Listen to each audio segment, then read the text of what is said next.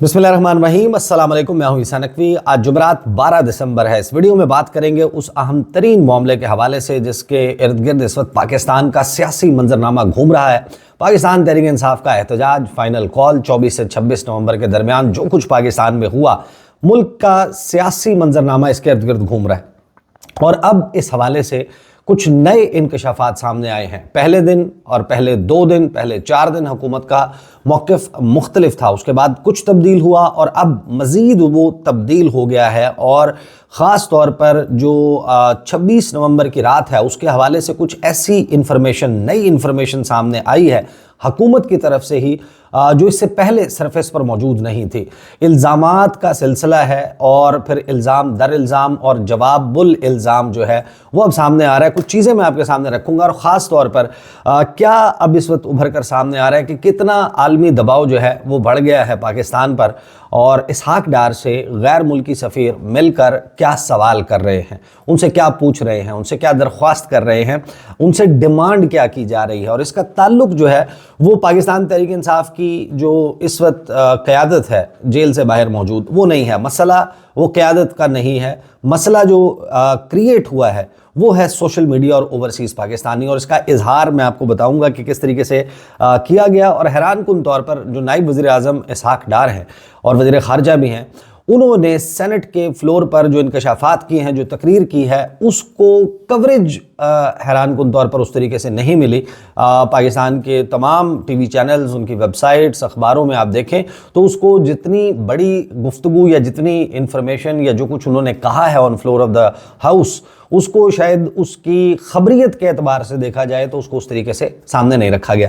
फिर साथ ही मेरी कुछ पाकिस्तान के डिप्लोमेट्स हैं, दफ्तर ख़ारजा के ज़राए हैं, सोर्सेज हैं, उनसे बात हुई कि क्या मामला कितना गंभीर है, तो उससे अंदाज़ा होता है कि मामला कितना ख़राब चल रहा है फ़िल वक्त। वैसे मैं आपको एक बात बता दूं कि जो ख़बर का महकमा है ये बड़ा बेरहम महकमा है। कोई वाक़या होता है, लोग फिक्सेटेड हो जाते हैं, लोगों को लगता है कि शायद अब इससे आगे जो है वो मामला चल ही नहीं सकते। कुछ वक्त गुजरता है, और बड़ी ख़बर आती है, कोई और ख़बर आती है और फिर वो उसको रिप्लेस कर लेती है। यानी बेनज़ीर भुट्टो की असैसिनेशन शायद वो एक ऐसा वाक़या था, कम से कम मेरी सहाफ़त के दौर में अवाइल का वक्त था, 3-4 साल हुए थे सहाफ़त करते हुए, तो बेनज़ीर भुट्टो की जो असैसिनेशन है उसकी आफ्टर मैथ में लगता ये था कि अब मामला आगे बढ़ेगा ही नहीं, ये बेनज़ीर भुट्टो की असैसिनेशन होगी। लेकिन अब आप देख लें कि कितना अरसा गुजर जाता है, बेनज़ीर भुट्टो का नाम या उस असैसिनेशन या उससे जुड़े हुए वाक़यात का तज़किरा भी नहीं होता।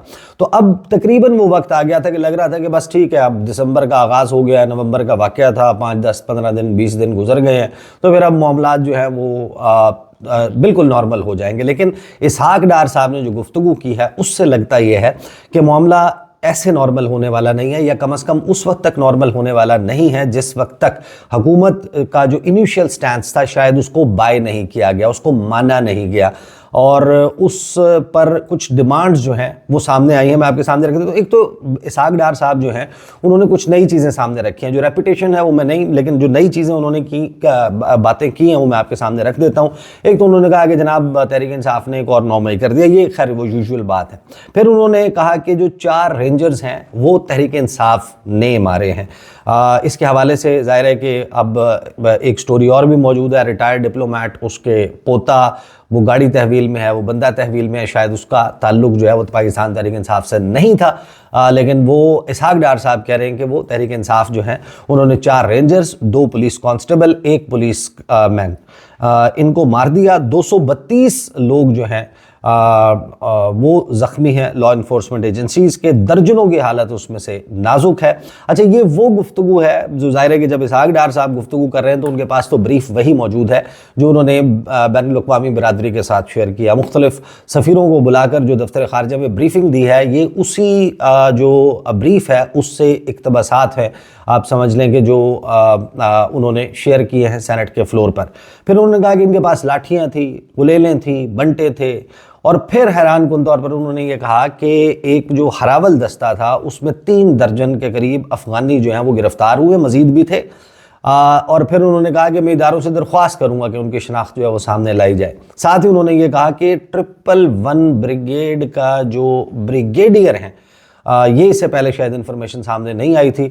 उन्होंने कहा कि वो जो एक बंटा है गुलेलो से जो मारे गए थे, वो एक 111 के ब्रिगेडियर जो हैं उनको सर में लगा, उनको मारा गया। तो ज़ख्मी होने के हवाले से इससे पहले कोई ऐसी इन्फॉर्मेशन सामने नहीं थी कि 111 के ब्रिगेडियर जो हैं, 111 ब्रिगेड को ब्रिगेड कमांड करने वाले, वो वहाँ पर मौके पे मौजूद भी थे और उनको जो है वो ज़ख्मी भी कर दिया गया। साथ ही उन्होंने ये भी कहा कि इनके नाम जो हैं जो अफ़गानी गिरफ्तार हुए हैं उनको पब्लिक किया जाए। फिर उन्होंने कहा कि डेथ सर्टिफिकेट नहीं मिला तो तहरीक इंसाफ हमें दे दे, हम उसको देखते हैं। इससे पहले हुकूमत जो है वो मुकम्मल तौर पर इनकारी थी। वो ये कह रही थी कि कुछ वाक़या हुआ ही नहीं, ना फायरिंग हुई ना कुछ। अब इसमें 3 मौक़िफ़ जो हैं वो हुकूमत की तरफ से मुतज़ाद किस्म के सामने आ गए। पहला मौक़िफ़ था 2 अहम तरीन वज़रा की तरफ से, वज़ीर दाखिला और वज़ीर इत्तलात अता तारड़ एंड मोहसिन नकवी। उन्होंने ये कहा था कि ऑल टुगेदर कहा था कि गोली चली ही नहीं। यहाँ पर ब्लू एरिया इस्लामाबाद में डी चौक में इस जगह के ऊपर फायरिंग का कोई वाक़या पेश नहीं आया। कुछ वक्त गुजरता है, उसके बाद वज़ीर दिफा ख्वाजा आसिफ जो है वो floor of the national assembly इकरार करते हैं। वो कहते हैं कि गोली चली, लेकिन गोली जो है वो जो हुकूमत है, हुकूमत की तरफ से ऑर्डर के तहत या किसी भी लॉ इन्फोर्समेंट का इदारा है, चाहे फ़ौज है, चाहे रेंजर्स है, चाहे पुलिस है, उनकी तरफ से या एफसी है, उनकी तरफ से गोली नहीं चलाई गई, बल्कि जो गोली चली है वो अली अमीन गंडापुर के जो गार्ड्स हैं उन्होंने चलाई है। और उन्होंने जो गार्ड्स हैं उन्होंने पाकिस्तान तहरीक इंसाफ के वर्कर्स के ऊपर गोली चलाई है। ये दूसरा वर्शन जो है वो हुकूमत का सामने आया। अब एक नया और तीसरा वर्शन सामने आया है जिसमें वज़ीर जो खारजा है और नायब वज़ीर आज़म इसहाक डार वो ये कहते हैं कि गोली तो चली है और लॉ इन्फोर्समेंट एजेंसीज ने चलाई है, लेकिन वो एरियल फायरिंग थी, हवाई फायरिंग की गई है। और फिर उन्होंने कहा कि ज़ख्मी कोई नहीं हुए और ना ही किसी शख्स की मौत हुई। अगर कोई हुई है तो हम उसकी तहकीकात करने के लिए तैयार हैं। ये बड़ा हैरान कुन है कि इसहाक डार साहब ये क्यों कह रहे हैं कि हम तहकीकात करने के लिए तैयार हैं। इसका जो जवाब है वो उनकी गुफ्तगू के एक मखसूस हिस्से में मौजूद है। उनके 4 छोटे छोटे क्लिप्स हैं जो मैं आपको सुनवाऊंगा। पहले मैं ज़रा कंप्लीट कर लूँ कि उन्होंने क्या कुछ कहा है। उन्होंने कहा कि देखें, डायरेक्ट फायरिंग की इजाज़त नहीं थी, फ्रंट पर पुलिस थी, फिर रेंजर्स थी, फिर थर्ड लाइन पर फौज मौजूद थी। उनका काम अहम तरीन इमारतों की हिफाजत था। वज़ीर कानून ने सर्कुलेशन ऑफ कैबिनेट के ज़रिए जो समरी है वो मूव करके आर्टिकल 245 इन्वोक करवाया था। और फिर वज़ीर खारजा कहते हैं कि खुदा न ख्वास्ता एक भी जान ज़ाया होती है तो हुकूमत उसकी जवाबदेह है। लेकिन फिर वो कहते हैं कि मैं एक चीज़ की तारीफ़ करूंगा, और वो क्या कहते हैं, वो सोशल मीडिया के हवाले से शिकवा कुना नज़र आते हैं कि जो सोशल मीडिया के ऊपर चीज़ें चली हैं वो लगता यही है कि बड़े मसाइल उसके लिए हुकूमत के लिए पैदा हो गए हैं। और मैं आपको बताऊंगा कि मेरी जो सफ़ीरों से, डिप्लोमेट से, दफ्तर खारजा के सोर्सेज से बात हुई है वो क्या बताते हैं कि क्यों ये दबाव इस वक्त जो है वो बरकरार है, मौजूद है। और इसहाक डार साहब ने ये जो ऑफ़र की है कि हम इसके ऊपर जो है वो बात करने के लिए, तहकीकात करने के लिए आप डेथ सर्टिफिकेट हमारे साथ शेयर करें, या शनाख्त हमारे साथ, शनाख्ती कार्ड नंबर शेयर करें, हम उसकी तहकीकात करने के लिए तैयार हैं। ये क्यों उनको कहना पड़ रहा है, ये जरा सुन लें पहले सोशल मीडिया के हवाले से क्या कहा। जो खुदा न खास्ता अगर एक भी जान जाया हुई है तो वो हुकूमत वक्त जवाबदेह है, और अब उसको इतना प्रोपेगेंडा कर दिया गया है। I must compliment one thing, they have the great skill is the use of social media. Fake news के मास्टर हैं इनकी टीमें। शाहजेब ज़्यादा का पिछले साल जब मैं फाइनेंस मिनिस्टर एक इंटरव्यू हुआ। अब मामला ये है कि फेक न्यूज़, जाहिर है कि हुकूमत तो पहले दिन से इसको फेक न्यूज़ करार दे रही है। दूसरी तरफ तहरीक इंसाफ के लोग जो सोशल मीडिया के ऊपर क्लेम्स कर रहे हैं वो एक बहुत एग्जैजरेटेड नंबर है, और पार्टी खुद जो ओन कर रही है वो 12 लोग हैं। 12 लोगों के हवाले से पार्टी का दावा है। अब उस सारे मामले में हुकूमत का सिर्फ ये कह देना कि फेक न्यूज़ है क्या इस मामले को हल कर सकता है, तो जवाब है नहीं। अगर आपने हुकूमत ने इसको रोज़े रोशन की तरह बिल्कुल अयां करना है और अपना मौक़िफ़ जो है वो दुरुस्त साबित करना है, उसको क्लैरिफाई करना है, तो हुकूमत के हाथ में है। ये जो हॉस्पिटल्स हैं, चाहे वो पिम्स हॉस्पिटल है, चाहे पोली क्लिनिक है, उसकी 12-14 घंटे की, 18 घंटे की जो round the clock CCTV footage चल रही होती है, और उसको फिर साथ में जो ब्लू एरिया है ये वो जगह है जहाँ पर हज़ारों कैमरे मौजूद हैं, हज़ारों सीसीटीवी कैमरास, जितने दफातर मौजूद हैं, कोई दफ्तर कोई प्लाजा ऐसा नहीं है जिसके एंट्री एग्जिट के ऊपर सीसीटीवी कैमरा मौजूद ना हो। ये वो जो जगह है रेड जोन है, यहाँ पर सड़कों के ऊपर कैमराज मौजूद हैं। यहाँ पर कोई 150-200 ATM मशीन जो हैं, जो लोग जानते हैं, इस एरिया से वाकिफ़ हैं, ये वो मेन मकाम है जहाँ पर तकरीबन हर बैंक का जो पाकिस्तान में ऑपरेट करता है, पाकिस्तान में काम करने वाले हर बैंक की ब्रांच और उसकी ATM मशीन्स, और हर ATM मशीन के ऊपर 2-2, 3-3, 4-4 कैमरास जो हैं वो मौजूद हैं। फिर दीगर दफातर हैं, मल्टीनेशनल कंपनियों के हैं, लोकल कंपनियों के हैं,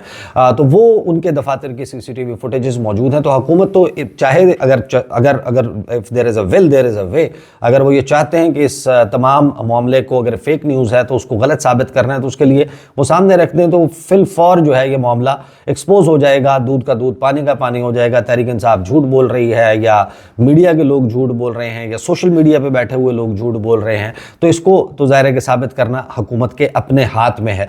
अब जो इसहाक डार साहब हैं, उनकी गुफ्तगू में हैरान कुन तौर पर जो 2 पहलू सामने आए हैं वो मैं आपके सामने रख देता हूँ। फिर मैं आपको बताऊंगा कि जो ओवरसीज़ पाकिस्तानी हैं उनसे क्यों इतना ज़्यादा शिकवा है, या वो क्या मसाइल पैदा कर रहे हैं। इसहाक डार साहब ने जो बताया उसमें एक तो एरियल फायरिंग के हवाले से जो उन्होंने बात की वो सुन लें। गवर्नमेंट को ब्रीफिंग दी गई है, उसके मुताबिक हवाई फायरिंग जरूर हुई है, क्योंकि शायद लाइट उस एरिया में नहीं थी, आई वाज नॉट देयर, तो शायद शिबली भाई को ज्यादा बेहतर फीडबैक हो। और वो भगदड़ जो मची है और जो लीडरशिप फिर भगौड़े हुए भागे हैं, जिसकी क्लिप्स मौजूद हैं सोशल मीडिया पे, that actually created all this mess. वरना अगर आराम से वापस भी जाते तो ये मेस नहीं होना था।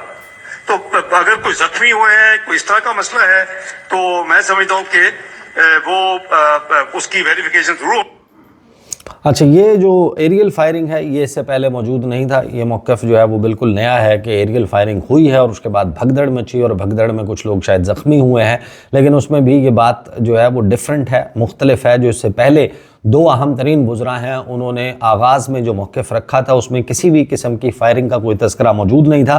फिर इसहाक डार साहब ने जो है वो इंकशाफ किया कि जो सफ़ीर हैं मुख्तलिफ ममालिक के, वो आके उनसे किस किस्म की डिमांड जो है वो कर रहे हैं, और फिर उस डिमांड की बुनियाद पे मेरी अंडरस्टैंडिंग यही है कि हुकूमत जो है वो यहाँ पर तो किसी भी सियासी जमात से निमटना उनके लिए अब किस किस्म का आसान सा काम है वो आपको अंदाज़ा है, लेकिन वो उन्होंने तस्करा किया, उससे अंदाज़ा होता है। अब मेरे भाई कह रहे हैं कि जी वहां सर्टिफिकेट नहीं दिया, चलो नहीं सर्टिफिकेट दिया गया। ओ भाई, अगर कोई बंदा फौत हुआ है और मारा गया है, उसके पर्टिकुलर्स तो होंगे ना, तो प्लीज दें पर्टिकुलर्स। आप उसका शनाख्ती कार्ड दें, आप उसके पर्टिकुलर्स दें, मैं आपके साथ उसकी तहकीक करवाता हूं कि वो वाकई खुदा ना खास्ता ये ऐसा है कि नहीं। आपने पूरी दुनिया में तशहीर कर दिया। अभी मेरे आज कुछ डिप्लोमेट्स मुझे मिलने के लिए आए थे, मैं तो उनको बुला के बताया भाई अगर होगा तो देंगे, तो बिल्कुल हम जाके उसकी वेरिफिकेशन करवाएंगे। लेकिन पिम्स ने नोटिफिकेशन इशू किया कि उनके पास कोई डेड बॉडी नहीं आई, और फिर पिम्स पोलिस ने यही काम किया। अगर वाकई आपके पास कोई खुदा ना खास्ता आपको बंदे मरे हैं, तो मैं समझता हूं कि फिर तो आपको वो बॉडीज जो हैं वो उनको डिस्प्ले करना चाहिए था। अगर चले नहीं की और किसी भी वजह से उसको दफन कर दिए, तो उसके पर्टिकुलर्स दें, let's go and find out.